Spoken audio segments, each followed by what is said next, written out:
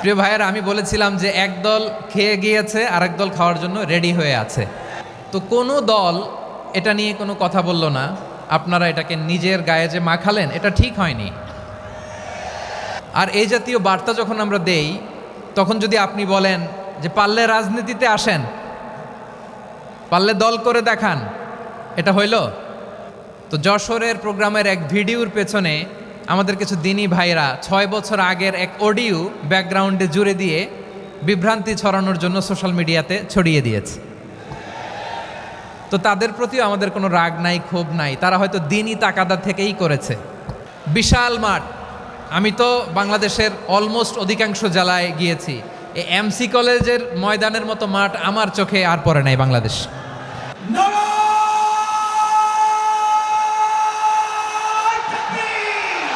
দাওয়াতের ময়দানে আছে মুমিন প্রাণে আল্লামা সাঈদীর উত্তরসূরি। আজ হারি আজ হারি আজ হারি মিজানুর রহমান আজ হারি। সিলেটের আলিয়া মাদ্রাসার যে ময়দান, সেখানে দীর্ঘ 33 বছর 34 বছর সরাসরি কোরআন থেকে তাফসির করে আপনাদেরকে শুনিয়েছেন এই ভূখণ্ডের তাফসির জগতের কিংবদন্তি শহীদ মরহুম আল্লামা দেলোয়ার হোসেন সাঈদী রাহিমাহুল্লাহ। আমরা আমাদের আল্লামার জন্য দোয়া করি, আল্লাহ তাআলা মরহুম আল্লামা দেলোয়ার হোসেন সাঈদী রাহিমাহুল্লাহর জীবনের সকল খেদমাগুলোকে আল্লাহ তাআলা কবুল করে নিক। ওনার কবরটাকে আল্লাহ তাআলা কোরআনের নূর দিয়ে মোনাওয়ার করে দিক। আমি আরও সৌভাগ্যবান যে আমি অত্যন্ত নগণ্য ক্ষুদ্র একজন কোরআনের ছাত্র হয়ে কোরআন থেকে যা বুঝেছি, এই কথাগুলো যখন দেশ থেকে দেশান্তরে যেখানেই যাই শোনাবার জন্য লক্ষ লক্ষ দিনী ভাইরা সেখানে উপস্থিত হয়, আলহামদুলিল্লাহ। এবং যারা আসতে পারেন না, এরকম কোটি কোটি বনি আদম পরবর্তীতে সোশ্যাল মিডিয়ার কল্যাণে তারা কথাগুলো শোনেন, আলহামদুলিল্লাহ। আবার এমনও অনেক আছে যারা আমাদেরকে পছন্দ করেন না, তারাও ডায়েরি খাতা কলম নিয়ে, মোবাইল নিয়ে, ল্যাপটপ খুলে আমাদের আলোচনা শোনেন। আমি তাদেরকেও ভালোবাসি, কারণ আমার স্লোগান হচ্ছে হেরে যাবে ওদের হিংসা, ষড়যন্ত্র, জিতে যাবে আমাদের ভালোবাসা। যারা আমাদের বিরোধিতা করে, আমাদের ব্যাপারে ঘৃণা ছড়ায়, তাদের জন্য আমাদের বুক ভরা দরদ আর ভালোবাসা আছে না নাই? কারণ ভালোবাসা দিয়ে যা জয় করা যায়, কঠোরতা দিয়ে তা পারা যায় না। তো যারা বিরোধিতার জন্য আমাদের আলোচনা শোনেন, তাদেরকে ওয়েলকাম। যারা আমাদের আলোচনা আউট অফ কনটেক্সট নিয়ে এক জায়গার মাথা আর এক জায়গার লেজ জুড়ে দেন, তাদেরকেও ওয়েলকাম। গত সপ্তাহে আপনারা জানেন খুলনা বিভাগের প্রোগ্রাম আমি দিয়েছিলাম যশোরে আদ্দিন ফাউন্ডেশনের উদ্যোগে। তো যশোরের প্রোগ্রামের এক ভিডিওর পেছনে আমাদের কিছু দিনী ভাইরা 6 বছর আগের এক অডিও ব্যাকগ্রাউন্ডে জুড়ে দিয়ে বিভ্রান্তি ছড়ানোর জন্য সোশ্যাল মিডিয়াতে ছড়িয়ে দিয়েছে।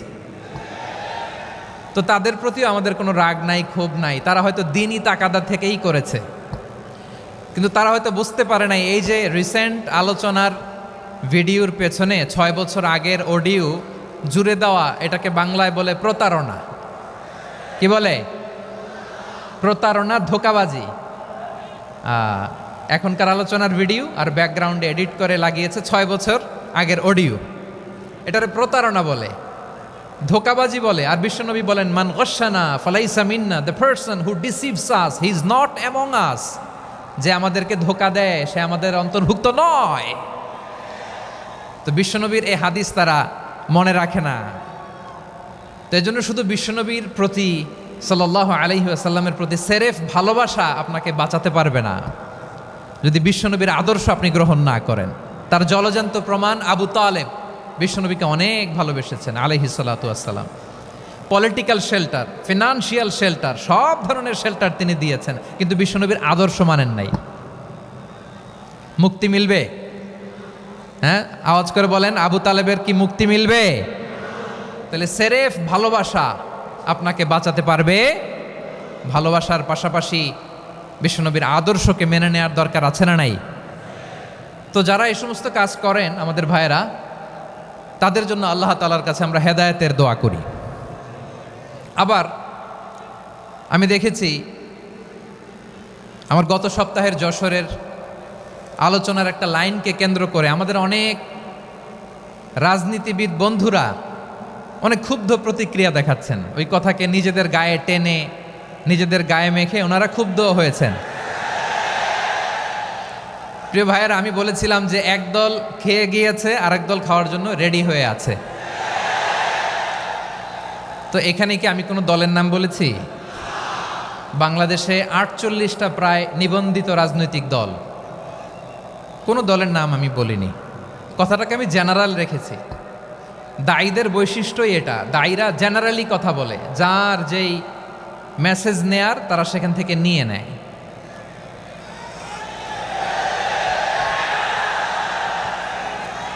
তো কোনো দল এটা নিয়ে কোনো কথা বলল না, আপনারা এটাকে নিজের গায়ে যে মাখালেন এটা ঠিক হয়নি।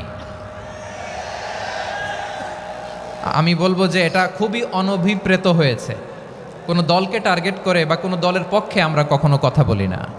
আমরা কোরআনের পক্ষে কথা বলি, ইসলামের পক্ষে কথা বলি, ঠিক কিনা বলেন?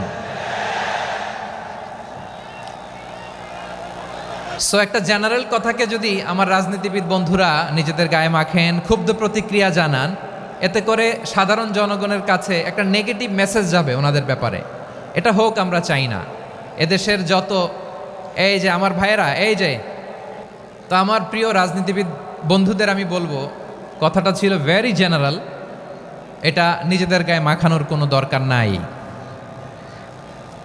আমরা এই যে এক্সিস্টিং যে রাজনৈতিক চর্চা, এটা থেকে আমরা বেরিয়ে আসতে চাই। আমরা চাই না এদেশে চাঁদাবাজি, দখলবাজি থাক, ঠিক কিনা বলেন? এদেশে কোনো দুর্নীতি থাক, টেন্ডারবাজি থাক, এগুলো আমরা চাই।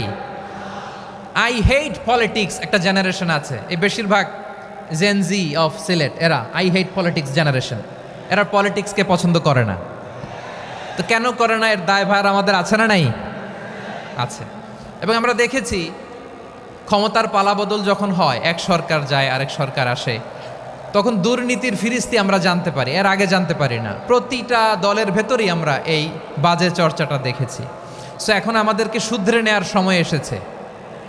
এটা এই সুন্দর সময়, নতুন প্রভাতের বাংলাদেশ, নতুন ভোরের বাংলাদেশ, এই সময় আমরা কাদা ছোড়াছুড়ি যেন না করি। আমাদের শপথ নেওয়ার সময় এসেছে। প্রতিটি দল, নিবন্ধিত 48টি সবগুলো দলের এখন শপথ নেওয়া উচিত যে আমরা কোনোদিন আর চাঁদাবাজি করব না, টেন্ডারবাজি করব না, দখলবাজি করব না। আমরা সব সময় দেশের পক্ষে থাকব, সব সময় দেশের পক্ষে থাকব। সেই কথাগুলো ছিল ভেরি জেনারেল। যে কথাগুলো আমরা জেনারেলি বলি, এগুলো জেনারেলি আপনারা নেবেন। আমার রাজনীতিবিদ বন্ধুদের কাছে এটাই আমার কামনা।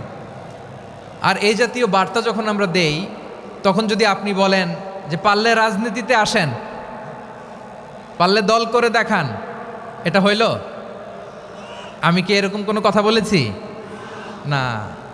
আমি একজন মুফাসসিরে কোরআন, আমি একজন আলেম, এর বাইরেও আমার সবচেয়ে বড় পরিচয় আম আ সিটিজেন অফ বাংলাদেশ। আমি বাংলাদেশের একজন সাধারণ নাগরিক। আমার দেশের যে কোনো সমস্যা, যে কোনো ইনকনসিস্টেন্সি, অসঙ্গতি নিয়ে মত প্রকাশের স্বাধীনতা আমার আছে না নাই? আপনারাই তো বাক স্বাধীনতার কথা বলেন, ফ্রিডম অফ স্পিচের কথা বলেন, বাক স্বাধীনতার কথা বলেন। সো আপনারাই যদি আবার কোনো মন্তব্যের কারণে বলেন যে রাজনীতির মাঠে আসেন, দল করেন, দেখি কতটুকু পারেন, এটা ঠিক হবে না। তাই প্রিয় ভাইয়ের, আসুন আমরা দল মত নির্বিশেষে কাঁধে কাঁধ মিলিয়ে সোনার বাংলাদেশ গড়ি, দুর্নীতিমুক্ত বাংলাদেশ গড়ি, যে বাংলাদেশের জন্য রক্ত দিয়েছে আবু সাঈদ, যে নতুন ভোরের বাংলাদেশের জন্য রক্ত দিয়েছে মুগ্ধরা, যে নতুন বাংলাদেশের জন্য রক্ত ঝরিয়েছে 24-এর যে গণ অভ্যুত্থানের প্রত্যেকটি শহীদার আওয়াজ করে বলেন ঠিক কিনা? আল্লাহ তাআলা আমার দেশকে তুমি নিরাপদ করো, শান্তিময় করো। আমরা যেন স্বাধীন সার্বভৌম বাংলাদেশে মাথা উঁচু করে বিশ্ব দরবারে দাঁড়াতে পারি। আল্লাহ তুমি তৌফিক দান করো। আওয়াজ করে সবাই পড়ে আমিন। প্রিয় ভাইয়েরা, আমি আর কাল বিলম্ব না করে আসুন সরাসরি মহাবিশ্বের মহাগ্রন্থ, মহাগ্রন্থ আল কোরআন আল কারীমের তাফসীর শুনি। আমি আজকের এই চমৎকার রজনীতে আলোচনা করবার জন্য সূরাতুল আহজাবের 45-46 এ দুটি আয়াতকে চুজ করেছি। এ দুটি আয়াতের আলোকে কিছু কথা আপনাদের সাথে শেয়ার করব। আওয়াজ করে পড়ুন ইনশাআল্লাহ। তার আগে আসুন একটু দেখে নিই আপনারা কে কোথা থেকে এসেছেন। আপনারা সুনামগঞ্জ জেলা থেকে কারা কারা এসেছেন দেখি। সুনামগঞ্জ, মাশাআল্লাহ মাশাআল্লাহ মাশাআল্লাহ। ঠিক আছে, হাত নামাও। সুনামগঞ্জ গেল। হবিগঞ্জ, হবিগঞ্জ, ঠিক আছে, হাত নামাও। মৌলভীবাজার দেখি, মৌলভীবাজার, মাশাআল্লাহ, ঠিক আছে। এবার সিলেটের কারা কারা দেখি।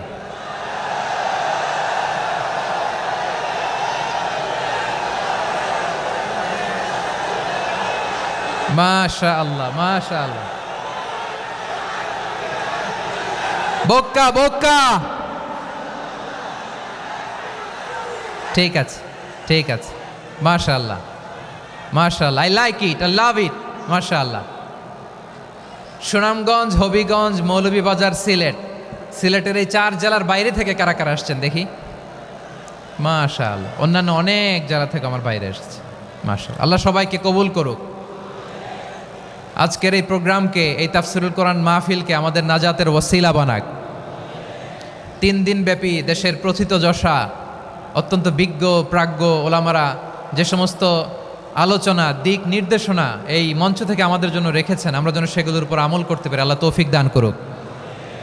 প্রিয় ভাইয়েরা, বড় গ্যাদারিং, অনেক বড় শোডাউন, জনপ্রিয়তা, এগুলো আমাদের উদ্দেশ্য না। আমাদের উদ্দেশ্য হচ্ছে আল্লাহর সন্তুষ্টি। সিলেট, আওয়াজ করে বলো, আমাদের উদ্দেশ্য কার সন্তুষ্টি? আল্লাহর সন্তুষ্টি। ওইটা যদি পাই যথেষ্ট, আলহামদুলিল্লাহ আলহামদুলিল্লাহ। আসুন আমরা আমাদের নিয়তকে খালেস করে নেই।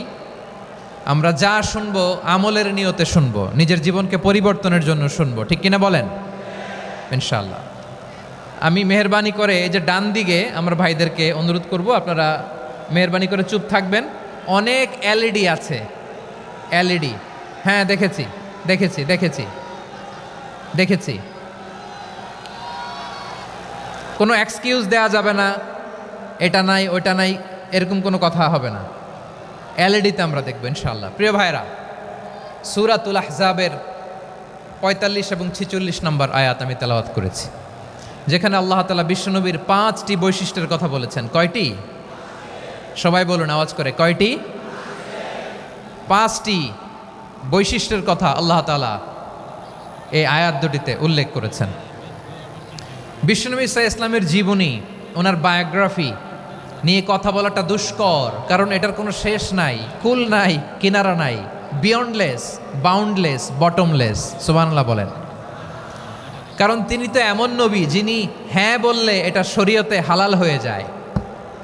নবীর মুখ দিয়ে যদি বেরোয় হ্যাঁ, নাম, ইয়েস, তাহলে এটা হালাল, ঠিক কিনা বলেন? এ নবীর মুখ দিয়ে যদি না বের হয় যে না, নো, তাহলে এটা শরীয়তে হারাম হয়ে যায়। কেমন নবী আমরা পেয়েছি, যিনি হ্যাঁ বললে হালাল, না বললে হারাম, যিনি সাব্বাবা, এই আঙ্গুলি উপরের দিকে উঁচু করলে চাঁদ ভেঙে 2 টুকরা হয়ে যায়, যে নবী জমিন থেকে পা উঁচু করলে আল্লাহর আরশে মেরাজে চলে যায়, এমন নবীর উম্মত আমরা হয়েছি। যে নবীকে বাদ দিলে কোরআন বোঝা যায় না, কারণ এ নবীর উপরই কোরআন নাজিল করেছে কে? এ নবীকে বাদ দিলে হাদিস বোঝা যায় না, কারণ হাদিস তো এ নবীর মুখনিসৃত পবিত্র বাণী। সুবহানাল্লাহ পড়েন।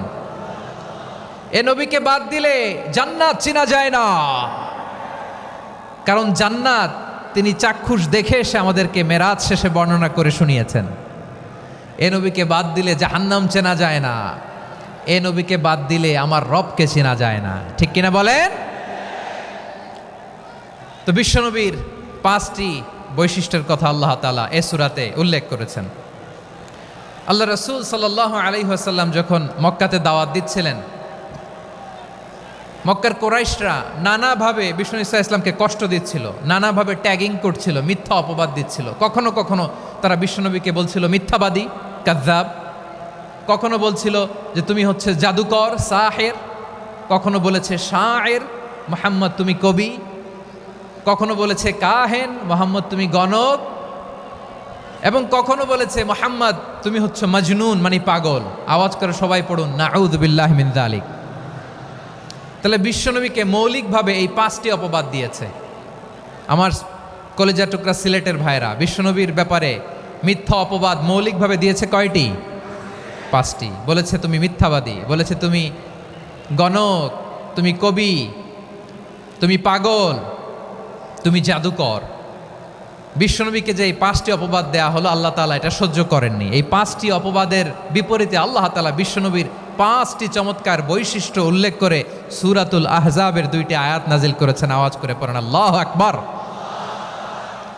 5টি চমৎকার বৈশিষ্ট্য সূরাতুল আহজাবের ভেতরে রব্বুল আলামিন উল্লেখ করে আমাদেরকে জানিয়ে দিচ্ছেন, ইয়া আইয়ুহান নাবিয়্যু ইন্না আরসালনাকা শাহিদান ওয়া মুবাশশিরান ওয়া নাযীরা ওয়া দাঈয়ান ইলাল্লাহি বিইذনিহি ওয়া সিরাজাম মুনীরা। পড়েন আল্লাহু আকবার। রব্বুল আলামিন ডেকে বলেন, ও নবী, নিশ্চয় আমি আপনাকে সাক্ষ্যদাতা রূপে প্রেরণ করেছি, সুসংবাদদাতা রূপে প্রেরণ করেছি, সতর্ককারী রূপে প্রেরণ করেছি, আল্লাহর দিকে আহ্বানকারী রূপে প্রেরণ করেছি, আর আলো দানকারী চেরাগ রূপে, প্রদীপ রূপে প্রেরণ করেছি। পড়েন সুবহানাল্লাহ। 5টা বৈশিষ্ট্য। 1 নম্বরে আল্লাহ তাআলা বললেন, হে নবী, নিশ্চয় আমি আপনাকে সাক্ষ্যদাতা হিসেবে প্রেরণ করেছি। সাক্ষ্যদাতা, বিষ্ণু ইসা ইসলাম সাক্ষ্য দিবেন, এজন্য শাহিদ। শাহিদ মানে সাক্ষ্যদাতা। আওয়াজ করে বলুন, শাহিদ মানে কি? তিনি সাক্ষ্য দিবেন। মুবাশশির, 2 নম্বর বৈশিষ্ট্য হচ্ছে তিনি মুবাশশির। মুবাশশিরুম বিরাহমাতিল্লাহি ওয়া বিল জান্নাহ, তিনি আল্লাহর রহমতের সুসংবাদ দেন, তিনি আল্লাহর জান্নাতের সুসংবাদ দেন। সুবহানাল্লাহ পড়েন। 3 নম্বর বৈশিষ্ট্য হচ্ছে নাযীর, তিনি সতর্ককারী, ওয়ার্নার, তিনি সাবধান করতে এসেছেন, রিমাইন্ডার দিতে এসেছেন যে আল্লাহর পথে যদি না চলো, শিরকি কাজ যদি না থামাও, তাহলে এমন আযাব আসবে আল্লাহর পাকড়াও থেকে তুমি বাঁচতে পারবে না। তিনি নাযীর। বিষ্ণু ইসা ইসলামের 4 নম্বর বৈশিষ্ট্য হচ্ছে দাঈয়ান ইলাল্লাহ, তিনি আল্লাহর দিকে আহ্বানকারী। এই যে আমরা আমাদেরকে পরিচয় দেই যে আমরা দাঈ, বলি না? বলি যে উনি হচ্ছেন একজন দাঈ ইলাল্লাহ। বহু বচনে আমরা বলি আদ-দুআত ইলাল্লাহ। এটা কোরআনের এই আয়াত থেকে এসেছে। সুবহানাল্লাহ পড়েন। ওয়া দাঈয়ান ইলাল্লাহি বিইذনিহি, আল্লাহর আদেশে বিষ্ণু ইসা ইসলাম আল্লাহর দিকে মানুষকে ডাকেন। এবং বিষ্ণু ইসা ইসলামের 5 নম্বর বৈশিষ্ট্য হচ্ছে সিরাজাম মুনীরা, আলোদানকারী প্রদীপ, আলোকদীপ্ত প্রদীপ, যে আলো দিয়ে তিনি গোটা বিশ্বকে আলোকিত করেছেন। আওয়াজ করে পড়েন আল্লাহু আকবার। তাহলে মোট 5টি বৈশিষ্ট্য নিয়ে আমরা কথা বলবো বিশ্বনবীর। আওয়াজ করে বলুন কয়টি? 1 নম্বরে হচ্ছে শাহিদ, বিশ্বনবী সাক্ষী দিবেন। কি দিবেন? He will be witness for all prophets and for us. তিনি নবীদের উপরও সাক্ষী দিবেন, আবার উম্মতের উপরও সাক্ষী দিবেন। সুবহানাল্লাহ পড়েন। কিয়ামতের দিন আল্লাহ তাআলা প্রত্যেক নবীকে জিজ্ঞেস করবেন যে তুমি কি তোমার উম্মতের কাছে আমি যা যা পৌঁছাতে বলেছিলাম পৌঁছিয়েছো? নবীরা বলবে আল্লাহ আমি পৌঁছিয়েছি। নবীদের কথা ঠিক কিনা, সত্য কিনা, এর সপক্ষে তখন বিশ্বনবী সাক্ষী দিবেন। সুবহানাল্লাহ পড়েন। এজন্য রব্বুল আলামিন বলেন, ফাকাইফা ইযা জি'না মিন কুল্লি উম্মাতিন বিশাহীদিন ওয়া জি'না বিকা আলা হাউলাই শাহীদা। তখন কেমন হবে যখন প্রতিটি উম্মত থেকে আমি একজনকে সাক্ষ্য হিসেবে বের করে আনব, আর তাদের উপরে নবী আমি আপনাকে সাক্ষ্য বানাবো। পড়েন সুবহানাল্লাহ। তাহলে সব উম্মতের ব্যাপারে সেই উম্মতের নবীরা সাক্ষ্য দিবে, আর ওই নবীদের উপরে আমাদের নবী বিশ্বনবী সাক্ষ্য দিবেন। সুবহানাল্লাহ পড়েন। এজন্য বিশ্বনবী হচ্ছেন শাহিদ। শাহিদের আরেকটা ব্যাখ্যা হচ্ছে বিশ্বনবী সাল্লাল্লাহু আলাইহি ওয়াসাল্লাম আমাদের সাক্ষীর উপরে তিনি সাক্ষী দিবেন। তিনি নবীদেরও সাক্ষী, আবার আমাদের উপর উম্মতের উপরও সাক্ষী। সুবহানাল্লাহ পড়েন। রব্বুল আলামিন বলেন, وَكَذَلِكَ جَعَلْنَاكُمْ أُمَّةً وَسَطًا لِتَكُونُوا شُهَدَاءَ عَلَى النَّاسِ ويكون الرسول عليكم شهيدا। আর অনুরূপভাবে আমি তোমাদেরকে মধ্যমপন্থী উম্মত হিসেবে তৈরি করেছি, প্রেরণ করেছি, ব্যালেন্সড উম্মাহ, মধ্যমপন্থী উম্মাহ হিসেবে প্রেরণ করেছি, যাতে করে তোমরা সবার উপরে সাক্ষ্য দিতে পারো, আর যাতে তোমাদের নবী হতে পারে তোমাদের উপরে সাক্ষ্যদাতা। পড়েন সুবহানাল্লাহ। আমরা হচ্ছি ব্যালেন্সড উম্মাহ, আমরা সবার ব্যাপারে সাক্ষ্য দিব, আর আমাদের উপর সাক্ষ্য দিবে স্বয়ং বিশ্বনবী। সুবহানাল্লাহ পড়েন। তাহলে আমাদের নবী নবীদের উপরও সাক্ষী, আমাদের উপরও সাক্ষী। সেই বুখারীতে এসেছে আল্লাহ তাআলা কিয়ামতের দিন সাইয়েদনা নূহ আলাইহিস সালামকে বলবেন, নূহ তুমি কি দাওয়াত পৌঁছিয়েছো তোমার উম্মতের কাছে? নূহ আলাইহিস সালাম বলবেন, হ্যাঁ আমি পৌঁছি।